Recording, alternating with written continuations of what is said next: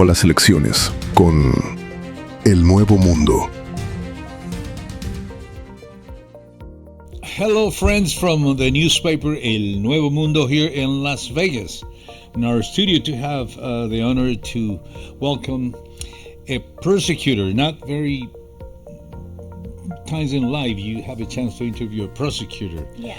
And her name is Colleen Brown. Welcome to our studio. It's a pleasure and an honor to have you here. Thank you, Edgar. Thank you for having me. Yes, thank you so much again. Now, would you tell us, before we start into the conversation, about yourself? Sure. What is your current position? If you can elaborate that so they can know what a prosecutor does. You got it. So I am currently a Chief Deputy District Attorney at the Clark County District Attorney's Office. I am the team chief of the Fraud and Elder Abuse Unit. Wow. And basically, I have worked at the District Attorney's Office since 2009. The roles of a prosecutor are essentially to look at cases that come in from various law enforcement agencies, interact with our business members who might have been victimized, interact with our community members who might have been victimized, and try to come up with some sort of resolution, whether it's through negotiations or a trial with what happened with their case. So in other words, if I would go to court, I have my defense attorney on one side and you on the other side. Yes. Okay, it's very interesting. And it takes a special person to have that character to be able to do that. Where did you go to school, if may I ask? So yeah, no problem. I'm actually from the Midwest. Yes, Wisconsin. It looks like this. I always show everybody. This is actually the state of Wisconsin. Madison is where my college was. Madison was where my law school was. Milwaukee was where my college was. And I went to Marquette University in Milwaukee, Wisconsin, for undergraduate. And then I went to the University of Wisconsin for law school in Madison, Wisconsin. And then during the economic downturn, 2008, I was looking anywhere I knew anybody for a job. And luckily, my grandparents actually lived here. So I took the chance to get to spend more time with them and applied for jobs out here and ended up coming to the district attorney's office. Was it your mother's parents? My dad's parents. Your dad's parents? How about your mother's parents? Tell us a little bit about them. It's a very interesting story. So my mother's parents are actually immigrants. They emigrated from Argentina in the 50s. That was when you could be sponsored by a local family to get your citizenship here, and so they were sponsored by someone in the community to come to America from Argentina. They ended up having all three of their children here. My grandmother worked as a phlebotomist for a number of years. I'm not gonna dishonor her memory by saying how many, but she was drawing blood for a long time. For a long time. A long time. And my grandfather, I believe he worked in one of the buildings in downtown Chicago, but he was retired by the time I knew to ask what he did, and I'm sad to say I don't actually really know what he did. But No. but they both lived in Chicago, where their three kids, two girls and a boy, were born. Wow. And where did you grow up, ma'am? So I grew up mostly in Wisconsin. It was mostly. We lived in Illinois for a while, and then we moved to Wisconsin when I was in first grade, I believe. Okay. And in Las Vegas, we have a vast population of Hispanics. And would you tell our audience, a person like you, what could you explain to the Hispanics the prosecutor does for them on their behalf? Sure. Because your position, with all respect, sometimes it's kind of frightening. Yeah, right? It sounds really scary. So I usually tell all of the people we interact with that court or coming to court is the worst day of anyone's life. Yes, because you don't know what to expect. You don't know who you're going to interact with.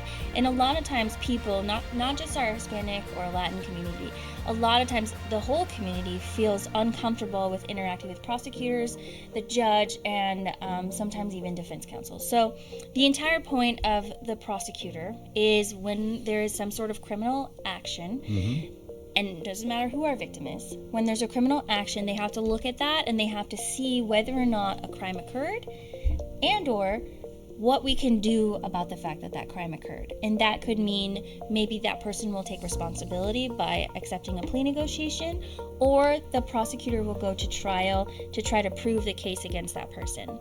And in that job, we interact with many, many community members. We interact with business owners.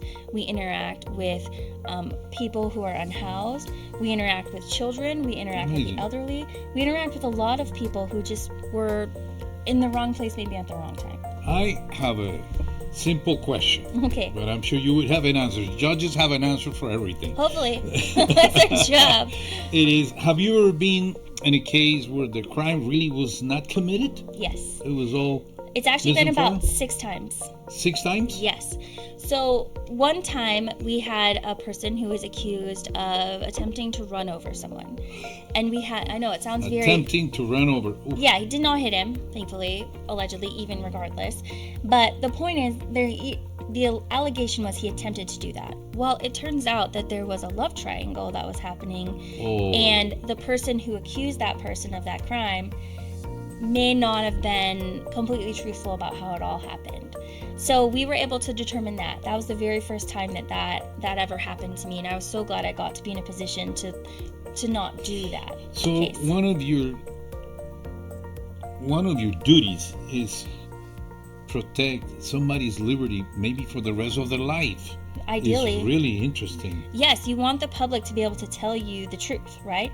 And sometimes that means our defense counsel learn from their clients or some family members that something did not happen, and then they feel comfortable enough to tell me about it so that I can look into it. So the judges do more than just writing tickets in some cases, but what do judges do for us? What do judges do for the community? For the community. Yeah, so judges, they are actually supposed to be neutral.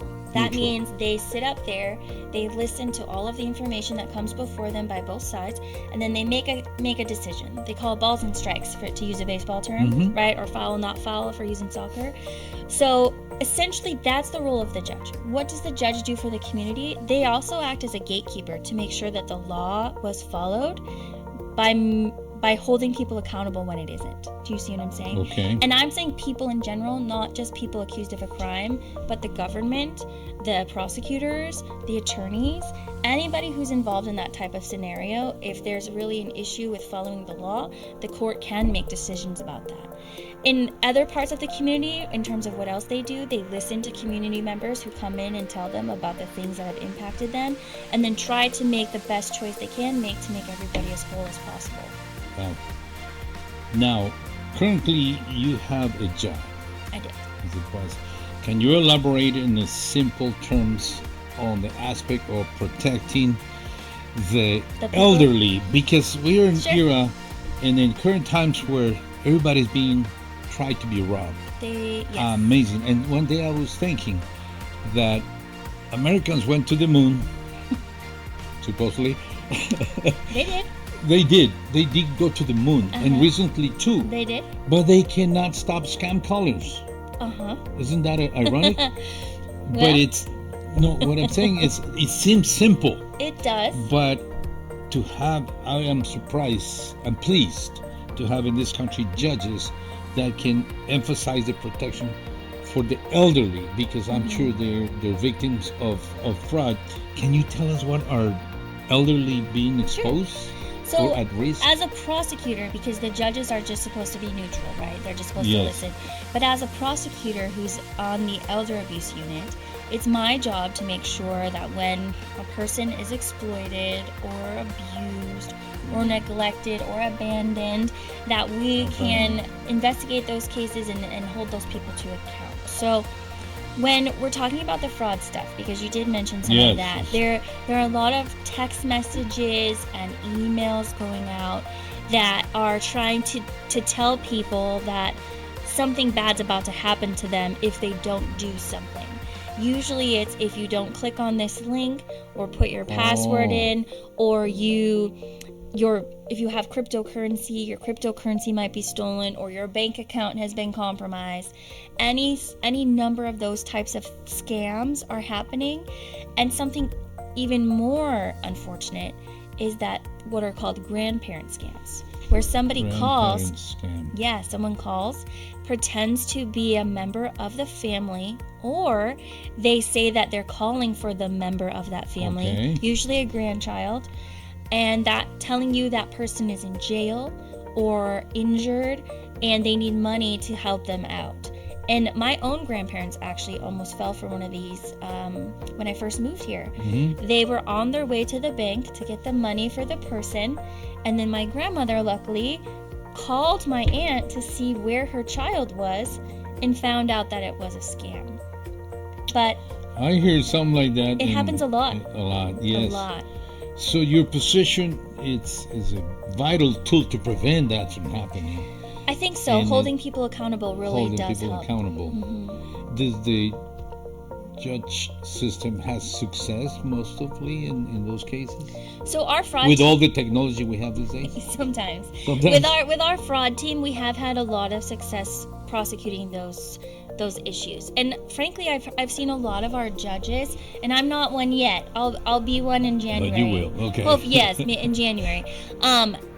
I've seen a lot of our judges are very upset about these types of crimes, and so they're paying very close attention to our citizens, all of our citizens. Okay. So it's really something that people are more education would be good for them, everyone, and not clicking on links in text messages. That's as simple as that. Yeah. One day I came into my parents' house here in Los Angeles, and they were still alive, and I just happened to walk in, and my mom says, "Hijo, son, talk to this lady that's been trying to ask me something confusing." My mom was pretty alert, Yeah, and I had to be firm because they were trying to get some info they know what they're doing. for something like that. Yeah, and my mom was alert. You know, she was not like No, but 100, but it everyone's is real. busy and they're not paying attention, and sometimes when someone calls, they're very convincing. They pretend they're from the bank or the government or something, and people just kind of fall for it. Well, I think it was a very informative interview, and it was a pleasure to have you in our studios, you. and we would like to welcome you anytime you want. Anytime, I'm coming And back. thank you so much. Yes, it was an honor to have you. Not very many times in life you can interview a judge. In January, yeah. A potential judge. Yes. And a prosecutor at the same time. Well, thank you so much. Thank Can you, you Edgar. tell them thank you so much in Spanish to our audience? Gracias a todo. Gracias a todos. Oh, that's pretty good. Can you do the Argentinian accent? No. Gracias a the todos. The L's, I can't get the J's. I don't No, can't do it. no, it's It's interesting. harder. Yeah. But it was a pleasure, ma'am. Thank you you. so much. Muchas gracias. Thank you. Bye now.